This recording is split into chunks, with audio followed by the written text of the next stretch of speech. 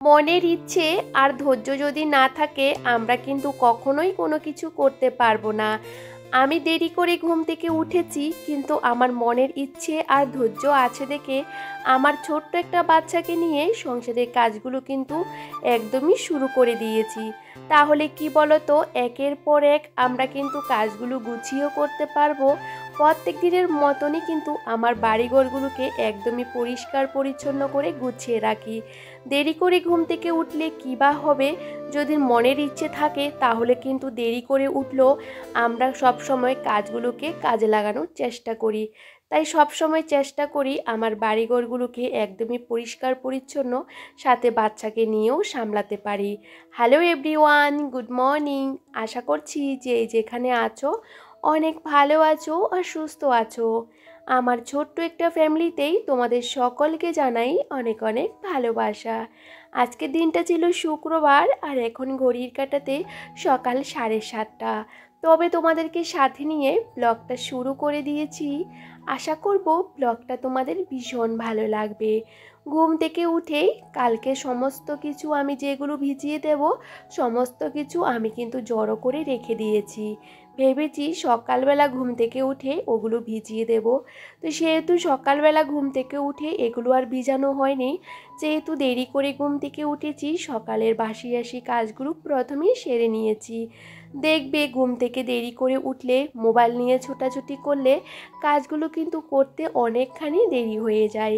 সেহেতু ভাবলাম চলো সমস্ত বাসি কাজগুলো সেরে নিই, তারপরে জামা কাপড়গুলো ভিজিয়ে দেব। তো সেটাই করেছিলাম। আর কালকে বিছানা চাদরটা উঠিয়ে রেখেছিলাম, সেটা আর রাতের বেলা বিছানো হয়নি। ভাবলাম সকালবেলা বিছানাটা ভালো করে ঝেড়ে তারপরে এটা বিছিয়ে দেব।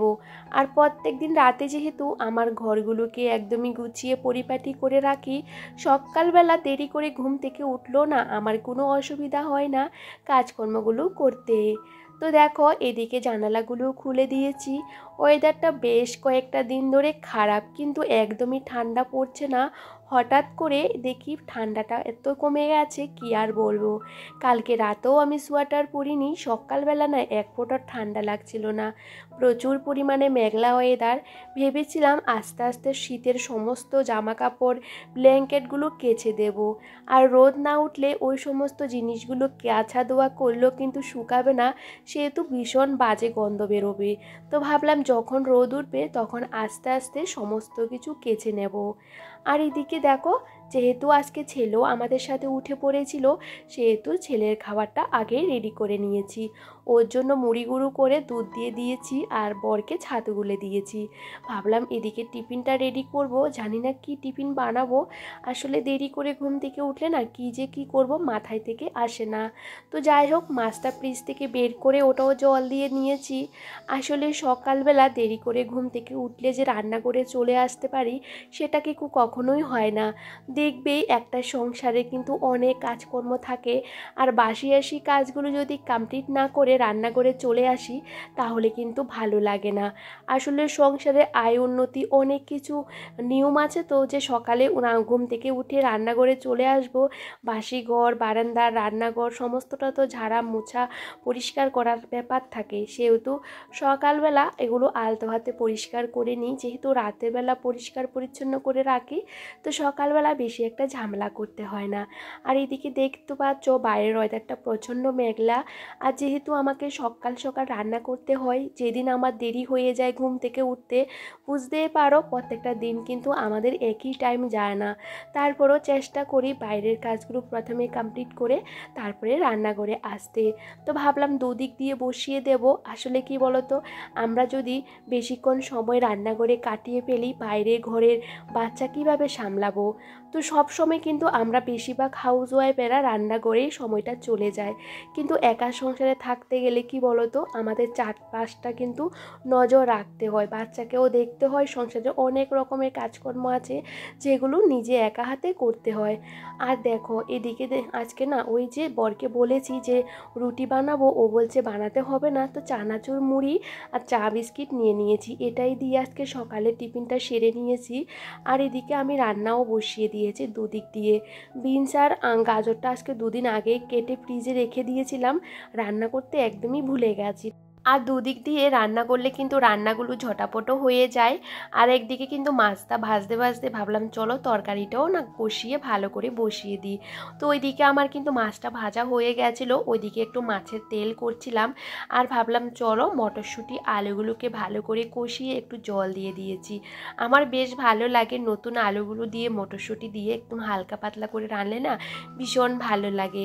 আর সাথে যেহেতু আমি টমেটো দিই বেশ ভালো লাগে খেতে। আর আমি না সবসময় পছন্দ করি মাছের তেল, যখনই নিয়ে আসে আমি কিন্তু একদমই ফেলি না, ভালো করে বেছে পরিষ্কার করে ওটা কিন্তু আমি রান্না করে নিই। আর এদিকে দেখো আমার রান্নাবান্না হয়ে গেছে, আর রান্নাবান্নার সাথে কিন্তু আমি অনেক কাজকর্ম করেছি। ভাবলাম চলো এদিকে রান্নাঘরটাকেও গুছিয়ে পরিষ্কার পরিচ্ছন্ন করে রেখে দিই। আসলে রবিবারে সরস্বতী পুজো করবো, বাড়িতে অনেক কাজকর্ম আছে। যেহেতু আমার বর সকাল হলে চলে যায়, আস্তে আস্তে রাত হয়ে যায়, তো সমস্ত সংসারের কাজগুলো কিন্তু আমাকেই করতে হয়। বিশ্বাস করো একার সংসারে থাকতে গেলে নিজে হাতে সমস্তটা ম্যানেজ করা যে অনেকটা কষ্ট। তার মধ্যে যদি একটা বাচ্চা না থাকতো বুঝতেই পারো একটা বাচ্চাকে নিয়ে কাজগুলো করতে কতটা অসুবিধা হয়। তাও চেষ্টা করি সমস্ত কাজগুলোকে ভালোভাবে করার। এদিকে ভাবলাম বাইরে একটু কাজ করব, ঘরটরগুলো গোছাবো, ছেলেকে একটু ফল দিয়ে দিই। আর দেখো ছেলেকে অল্প করে আঙুর দিয়েছি, তো ভাবলাম ওটা খেলে তারপরে ওকে একটু লেবু কেটে দেব। আর আমি একটু কুল নিয়ে নিয়েছি, তো কাজ করতে করতে না আমি কুল খেতে খেতে কাজগুলো করে নিচ্ছিলাম। একটু বসে যে কোনো একটা খাবার খাবো সেটা কিন্তু আমার কখনো হয় না। সকালবেলা চা খেতে খেতে রান্না করেছি, আর এখন কুল খেতে খেতে ঘরটা গুছিয়ে নিই। তোমাদের দাদাভাই 1 কিলো কুল এনেছিল, বলেছে এগুলো খেয়ে নিও, ঘরের ভিতরে জমিয়ে রেখো না, রাখলে না এগুলো নষ্ট হয়ে যাবে। বলেছিলাম শুকনো যে কুলগুলো পাওয়া যায় সেগুলো নিয়ে আসতে। এগুলো নিয়ে আসলে কি বলো তো রোদে শুকিয়ে আচার বানানো যায়। তো যাই হোক এদিকে দেখো আমি খাটটাকে ভালো করে গুছিয়ে নিচ্ছিলাম। ভেবেছি বিছানা চাদর টাদর সমস্তটা কেচে দেব। তো কালকে চেঞ্জ করব, আজকে চেঞ্জ করব না। আজকে যেহেতু শুক্রবার, কালকে শনিবারের সমস্ত কাঁচা ধোয়াগুলো করে নেব। যেহেতু রবিবারে বাড়িতে পুজো বুঝতেই পারো, তো সেহেতু একের পর এক অনেক কাজ আছে। তার মধ্যে ভাবলাম চলো আজকে যেহেতু শুক্রবার আছে ঘরটাকেও না ভালো করে ক্লিন করে নিই। প্রত্যেকটা দিন তো ক্লিন করা হয়, ভাবি আজকে করব না, কিন্তু কি বলতো কাজগুলো না করলে না ভালো লাগে না। ঘরের ভিতরে দেখবে ধুলো বালো যদি জমা হয়ে থাকে তখন কি মনে হয় বলতো যে ঘরগুলো এরকম নোংরা হয়ে গেছে, কেউ আসলে না দেখলেও না ভীষণ খারাপ লাগে। তো সবসময় চেষ্টা করি একটা কাজকে না বারবার করে করে নিতে। আর এখন প্রত্যেকটা জিনিস ভালো করে পরিষ্কার পরিচ্ছন্ন করে নিয়েছি, আর এখন ঘরটাকেও ঝাড় দিয়ে নিয়েছি। প্রত্যেক দিন একই রকম কাজকর্ম দেখাতে কারোরই ভালো লাগে না, কিন্তু কি বলতো আমাদের সংসারে কিন্তু এই সমস্ত কাজগুলো কিন্তু আমাদের প্রত্যেকটা দিনই করতে হয়। একঘেয়েমি কাজগুলো কারোরই করতে ভালো লাগে না। একটু যদি উল্টে পাল্টে কাজগুলো করি তাহলে দেখবে বেশ ভালো লাগে। আমাদের বাড়ির বউদের মানে হাউস ওয়াইফদের প্রত্যেক দিন কিন্তু একই রকমের কাজকর্ম থাকে।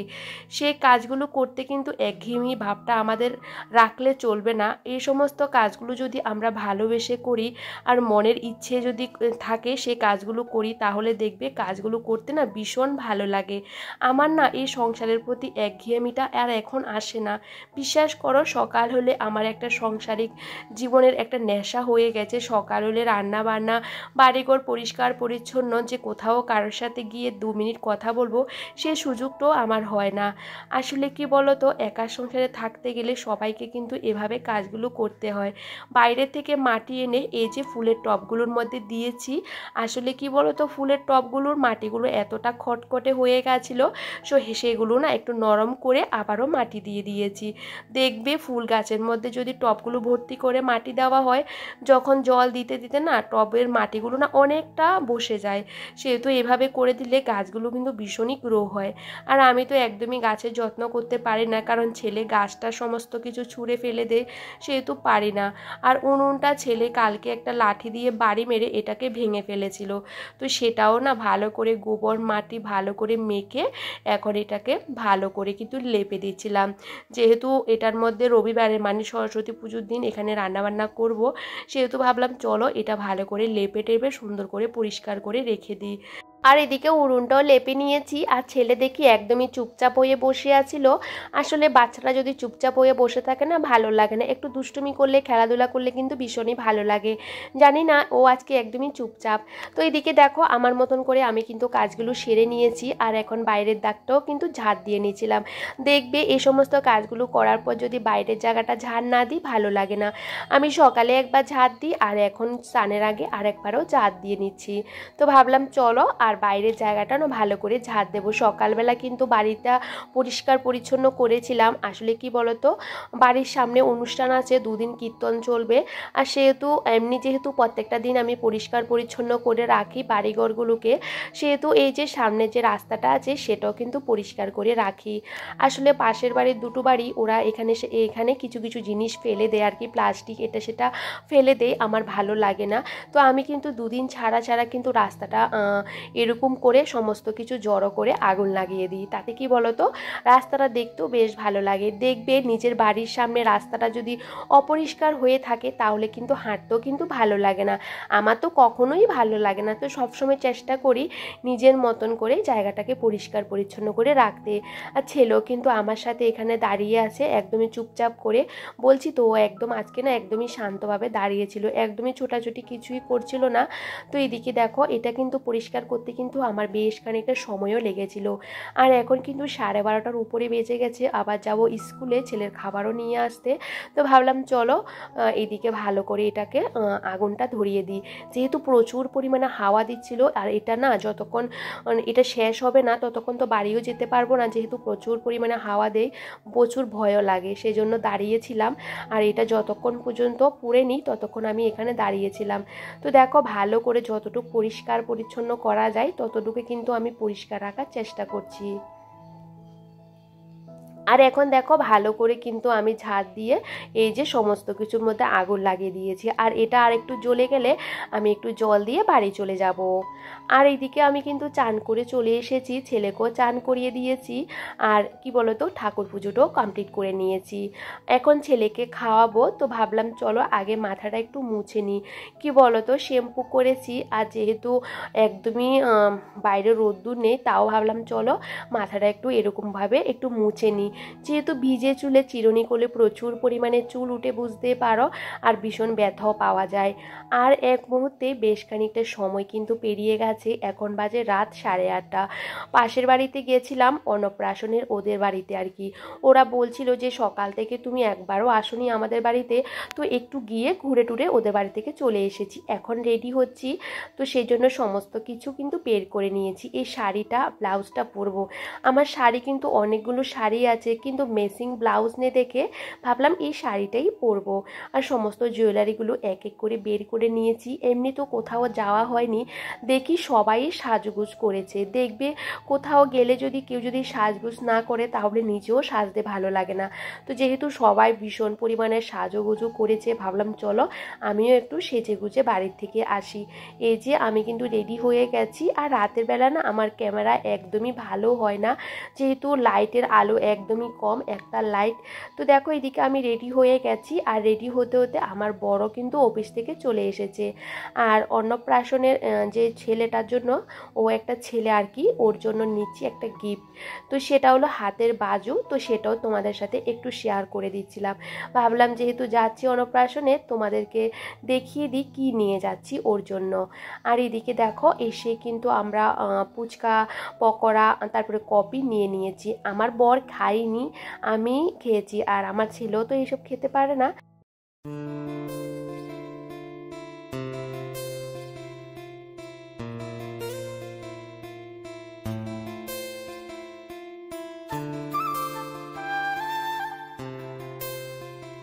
আর এদিকে দেখো আমরা বসে গেছি খেতে। আর প্রথমে লোকজন ছিল না, আস্তে আস্তে সবাই যখন এসে পড়েছে তখন কিন্তু খাবারটাও শুরু করে দিয়েছি। আর বিশ্বাস করো প্রত্যেকটা খাবার কিন্তু দুর্দান্ত ছিল, আমার তো ভীষণ ভালো লেগেছে।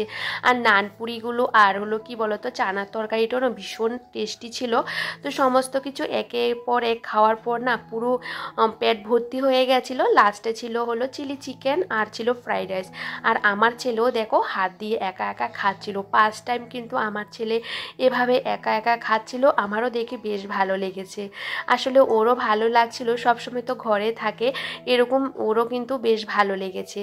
আর লাস্টে ছিল চাটনি, পাঁপড়, মিষ্টি, দই, অনেক কিছু, আইসক্রিম, অনেক কিছু ছিল। তো দেখো সমস্ত খাবার দাবার খেয়ে আর দাঁড়াতে পারছিলাম না, তো ভাবলাম চলো বাইরের ডেকোরেশনটা তোমাদের সাথে একটু শেয়ার করে দিই।